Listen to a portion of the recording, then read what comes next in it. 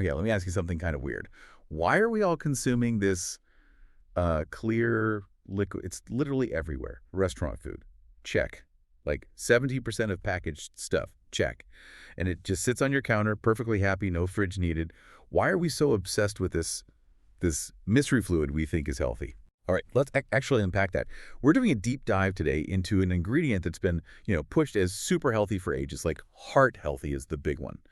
But maybe, just maybe, it's more like a highly inflammatory processed chemical cocktail hiding right there in plain sight. We're going to look into the facts behind the cooking oil that basically lubricates our modern diet. And we absolutely have to start with the name, because the name itself is, well, fundamentally misleading. Everyone calls it vegetable oil. Yeah, sounds harmless, like it came from a garden plot. Exactly, gives it that wholesome vibe. But here's the irony. It's not really from vegetables like carrots or spinach. It's almost always seed oil. Seed oil, okay. So like sunflower seeds, corn. Yep. Soybeans, corn, sunflower, cottonseed, those kinds of things. And here's the kicker. These seeds, they don't just give up their oil easily. You can't just squeeze them like an olive. Which I guess brings us to how they actually get the oil out. Precisely. And this is where it gets, let's call it the manufacturing horror show. Right, because the bottle looks so clean and pure, right? Clear, innocent looking. Totally. But getting it there, it's an industrially violent process. Very different from just pressing an olive or a coconut. How different are we talking? Like, if you tried to press a soybean... You'd get almost nothing, maybe a few drops. Right. These seeds are stubborn. So, industry has ways.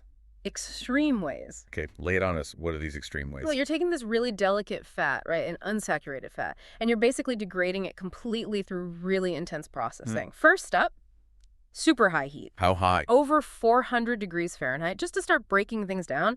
Then, to get all the oil, they soak the seed mash in chemical solvents. Solvents? Like what kind of solvents? Often hexane, which is, an industrial chemical solvent, to pull out every last bit of fat. Okay, that sounds less like making food and more like refining gasoline or something. It's not a terrible analogy, honestly, because you end up with this damaged, fragile fat. But wait, there's more. The final step is maybe the sneakiest. Deodorization. Deodorization. Why do they need to do that? Because after all that heat and the chemical baths, the oil is rancid. It would smell and taste awful, like burnt chemicals. So deodorizing is basically hiding the evidence.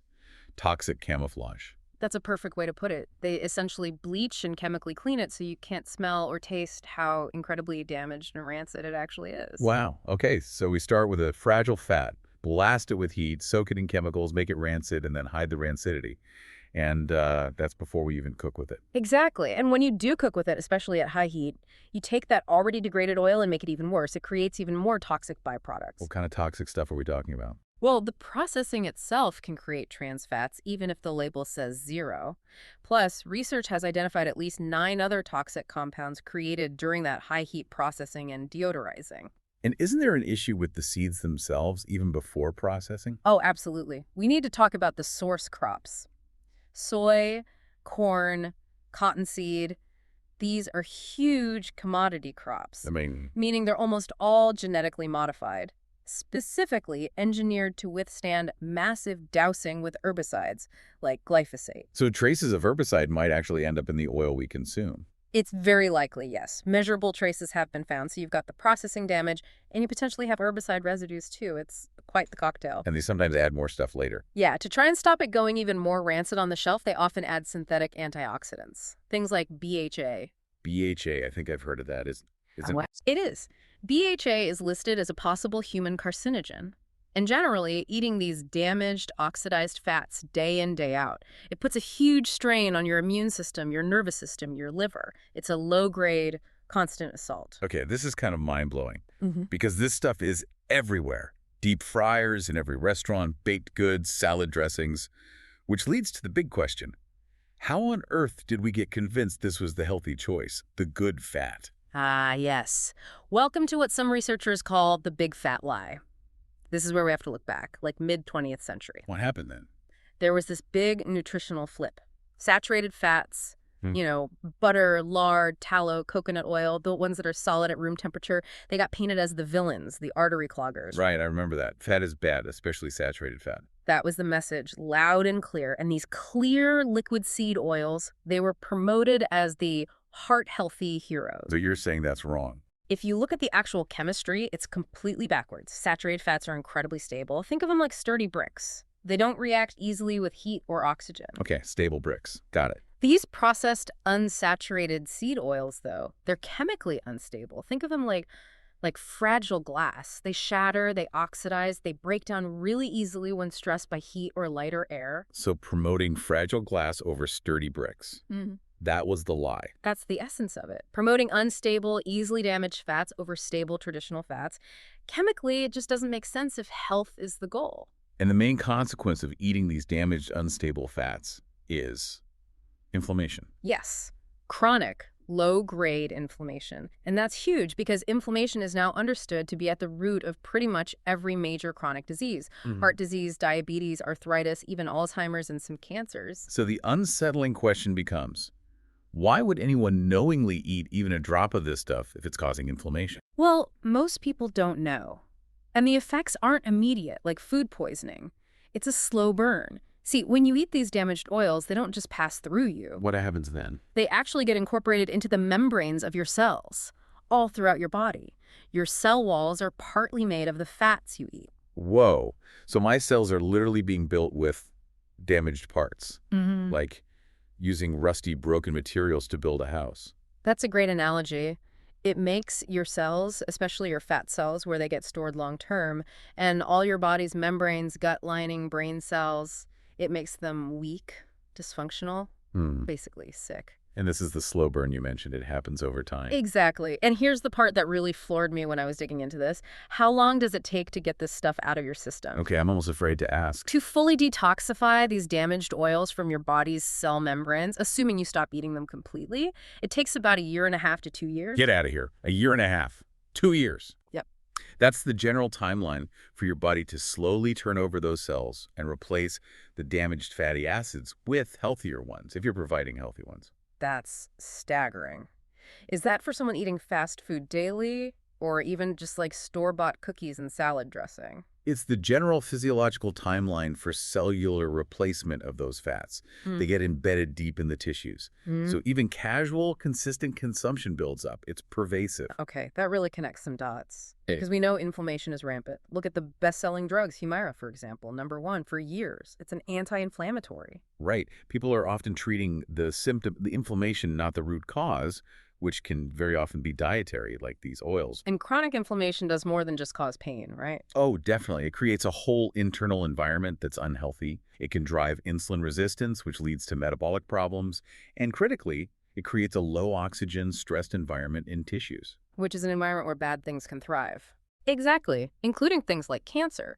Cancer cells are known to thrive in low-oxygen, acidic, inflamed environments.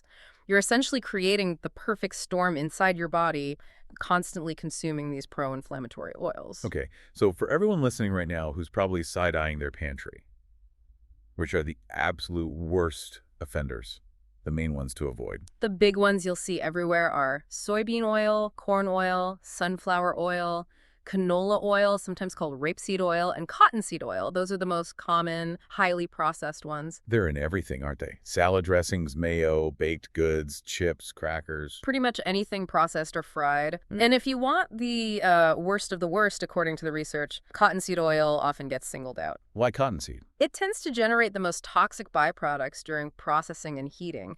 It also has a very high omega-6 fatty acid content. Now, omega-6 isn't inherently evil, but in the massive quantities we get from these oils, unbalanced by omega-3s, it strongly promotes inflammation in the body. And I heard cottonseed oil is sneaky, too. Yeah, it's often hidden in animal feed. So if you're eating conventionally raised meat or poultry, the animals might have been fed feed containing cottonseed meal or oil, and some of those altered fats could potentially bioaccumulate. Wow. Okay. That's a lot of bad news. Yeah. We definitely need to shift gears. Practical advice time. What do people do if they have a big bottle of, say, corn oil sitting in their kitchen right now? Okay, first rule, #1 with a bullet. Do not cook with these oils, especially high heat. We already established they're damaged goods from the factory, heated over 400 degrees. Heating them again is like setting the damaged goods on fire. Pretty much. It just multiplies the creation of those toxic compounds exponentially. It's the worst thing you can do with them, nutritionally speaking. So if we're not cooking with it, What do we do with that bottle? This leads to our slightly sarcastic disposal tip, right? Ha! Yeah. The best thing you can do for your health is to take that bottle right out of the kitchen. Seriously. And relocate it. Where? To the garage. Or the tool shed. The garage, you're serious? Absolutely. Its best use is probably mechanical, not nutritional. Use it to lubricate squeaky hinges, condition old wooden tool handles, maybe help loosen a rusty bolt. That's a much safer application. Okay, I love it. Vegetable oil's new career. Mechanics helper. So now that we've banished the bad stuff to the garage, what are the safe swaps for the kitchen? What should people use instead? Let's talk stability. Stability is the name of the game. Okay, for things like salad dressings, vinaigrettes, or maybe a very light sauté, a high-quality extra virgin olive oil is great. Look for good quality dark bottle, check the harvest date, but don't use it for high-heat frying. Right, olive oil has a lower smoke point. What about for actual cooking, like searing or higher heat? That's where you need saturated fats. They are stable. Think coconut oil, it's highly saturated, handles heat well. Good quality butter, especially grass-fed like Kerrygold, is another excellent choice. What about ghee? I hear about that a lot. Ghee is fantastic for high heat. It's clarified butter, meaning the milk solids, the protein, have been removed. That's what usually burns in butter. So ghee has a very high smoke point, great for searing. And let's not forget the old school fats, the ones that got unfairly demonized in the big fat lie era. Absolutely. We need to bring back tallow and lard. Tallow is rendered beef fat. It's incredibly stable, has amazing savory flavor.